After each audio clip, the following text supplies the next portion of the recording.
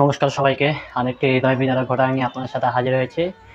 আপনারা যে ভিডিওটি এখানে দেখতে পাচ্ছেন সেই ঘটনাটি ঘটেছে নীলফামারী জেলার ডিমলা উপজেলায় মেডিকেল মোড় সংলগ্ন বাউপাড়ার ঘটনাটা।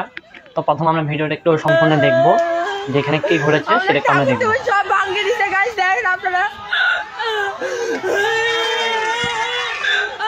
আমাদের উপর অত্যাচার চলছে, দেখেন আপনারা, দেখুন আমার বাড়ি দেখেন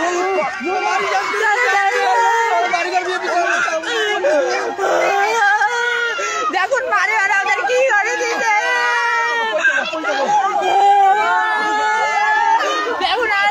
আজকে যে হৃদয় বিদারক আপনারা যে ভিডিওটি দেখতে পাচ্ছেন সেটা হচ্ছে যে নীলফামারী জেলার ডিমলা এলাকায় একটি হিন্দু বাড়ি এবং মন্দিরে ভাঙচুর এবং হামলার ভিডিওগুলো। তো প্রথমে নীলফামারী জেলার ডিমলা উপজেলার মেডিকেল মোড় সংলগ্ন বাউপাড়ার এই বিভৎস ঘটনা, যেটা খুবই হৃদয় বিদারক। এখানে প্রথম মন্দির ভাঙচুর করা হয়। মন্দির ভাঙচুর করার পরই বাড়ি ঘরে আগুন দেওয়া হয়। এটা হচ্ছে একটি হিন্দু পরিবারের মন্দিরে দুষ্কৃতিকারীরা হঠাৎ করে আক্রমণ চালায় এবং প্রতিমা ভাঙচুর করে। প্রতিমা ভাঙচুর করার পর, মন্দির ভাঙচুর করার পর তারা বাড়ি ঘরে অগ্নিসংযোগ চালায়। আপনারা দেখতে পাচ্ছেন সেটা ভিডিওর মধ্যে।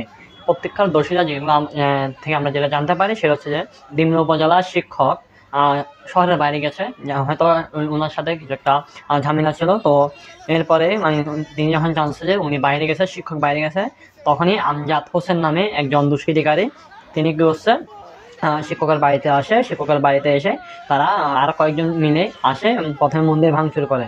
হঠাৎ করে মন্দির ভাঙচুর করে। মন্দির ভাঙচুর করার সময় যখন শিক্ষক, ওনার মা যখন এবং মা, স্ত্রী এবং আরও কয়েকজন যখন মন্দির ভাঙচুর করার সময় বাধা দিতে যায়, ঠিক তখনই তারা বাঁশ এবং লাঠিছোড়া দিয়ে তাদের উপর প্রচণ্ড পরিমাণ আক্রমণ করে, তাদেরকে প্রচণ্ড পরিমাণ মারা হয়। যার ফলে মহিলা মানুষ আপনারা জানেন অতিরিক্ত মারার ফলেই তারা সেখানে মানে আহত অবস্থায় পড়ে থাকে। এরপরে দুষ্কৃতিকারীরা সেখানে অনেকক্ষণ অবস্থান করেছে। একই সাথে যখন শিক্ষক খবরগুলো জানতে পারে, শিক্ষক সেখান থেকে দ্রুত আসে এবং আসার পরে শিক্ষকের সাথে অনেকক্ষণ সেখানে শিক্ষক যখন খবর পেয়ে ছুটে আসেন, তখন তাকেও আঘাত করা হয়, তারপরে হামলা করা হয়।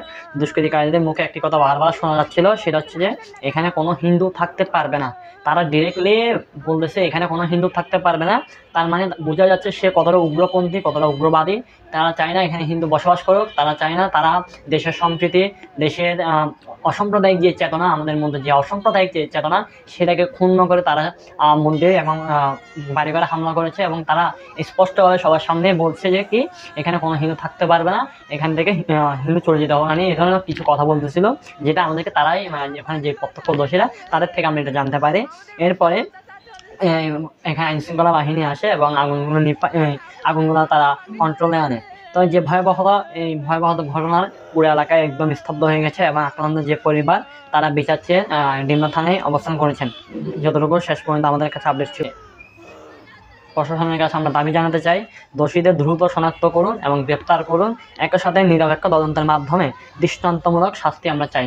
আমরা আপনার আগেও দেখতে পাচ্ছি যে অনেকগুলা ঘটনা ঘটছে, এই কয়েকদিনের মধ্যে অনেকগুলো ঘটনা বাংলাদেশে ঘটছে। প্রতিদিন কোনো না কোনো এলাকায়, কোনো না কোনো জায়গায় মন্দির ভাঙচুর হচ্ছে, হিন্দু সংখ্যালঘুদের বাড়ি ঘরে হামলা চলতেছে, হিন্দু বাড়ি কোনো না কোনো হিন্দু মানুষকে মেরে ফেলা হচ্ছে।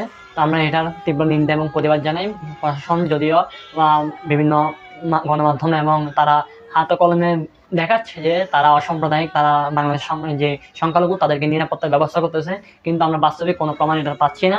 আজকে এতগুলো মাসের মধ্যে অনেকগুলো ঘটনা ঘটেছে, প্রায় 2000-এর অধিক ঘটনা ঘটেছে, যেটা কিছুদিন আগে হিন্দু বৌদ্ধ খ্রিস্টান ঐক্য পরিষদের যে সংবাদ সম্মেলন, সেখানের মধ্যেই প্রায় 2200 কতটা হামলা করা এখানে বলা হয়েছে। একের পর এক বাংলাদেশের সংখ্যালঘুদের উপর যে নিপীড়ন নির্যাতন চলতেছে, এটা নিয়ে সরকার থেকে বা প্রশাসনিক কোনো ব্যবস্থা আমরা চোখেই দেখতে পাচ্ছি না, যেটা তীব্র নিন্দা এবং প্রতিবাদ জানাই।